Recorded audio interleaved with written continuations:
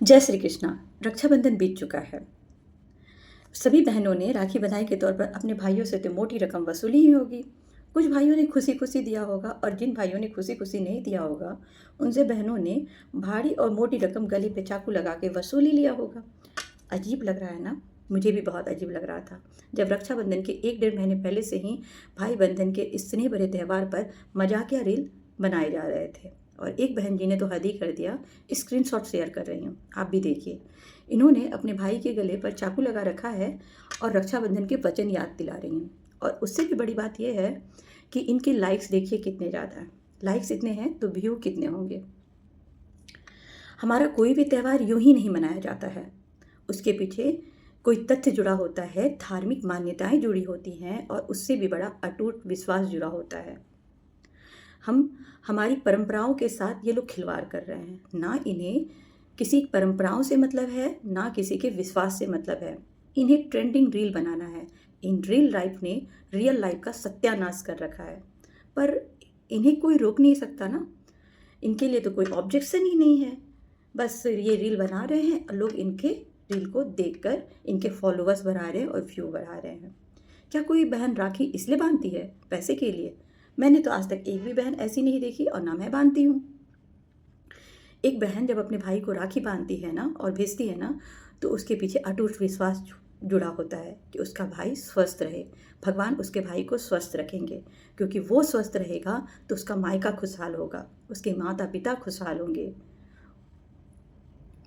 एक बहन भाई को सिर्फ राखी पैसे के लिए नहीं बांधती है, वो सिर्फ इतना चाहती है कि हर बुरे वक्त में उसका भाई सिर्फ उसके साथ खड़ा हो। अगर सिर्फ वो खड़ा हो जाता है ना, तो अपने आप को सौभाग्यशाली समझती है। अगर राखी का सही अर्थ समझना है ना, तो उन बहनों से पूछिए जिनके पास कोई भाई नहीं है। वो बहनें आपस में ही राखी बांध कर अपने बहनों में ही भाई को ढूंढ लेती हैं। अगर राखी का सही अर्थ समझना है ना, तो उन भाइयों को देखिए, उन भाइयों से पूछिए जिनकी कोई बहनें नहीं हैं। वो आस पड़ोस की बहनों ही जब उन्हें राखी बांध देती है ना, उनकी सुनी कलाई पे वो उसी से खुश हो जाते हैं। राखी का सही अर्थ समझना है ना, तो उन बुजुर्ग भाई बहनों से पूछिए जो अब अस्वस्थ हो गए हैं, बहनें मायके नहीं जा पाती हैं और भाई बहन के पास नहीं आ पा रहा है राखी बनवाने के लिए। फिर भी वो बूढ़ी बहन, बुजुर्ग बहन अपने भाई को राखी भेजती है इस स्नेह से कि उसका भाई स्वस्थ रहेगा। उस राखी में वो भाई बहन अपने बिताए हर पल को जी लेते होंगे। जब एक बहन शादी के बाद जाती है ना, तो हमारे परंपराओं में तो बहन शादी के बाद पढ़ाई हो जाती है, उसके मायके से उसका कोई हक नहीं होता है। लेकिन वो राखी ना उस बहन के वजूद को जिंदा रखता है। वो राखी बताता है उस भाई को कि मैं तो पराई हो गई हूँ, पर यह राखी ये बताता है कि मेरी जगह आपके जीवन में आज भी उतनी ही मजबूत और उतनी ही अहम है और इस जगह को कोई और नहीं ले सकता है।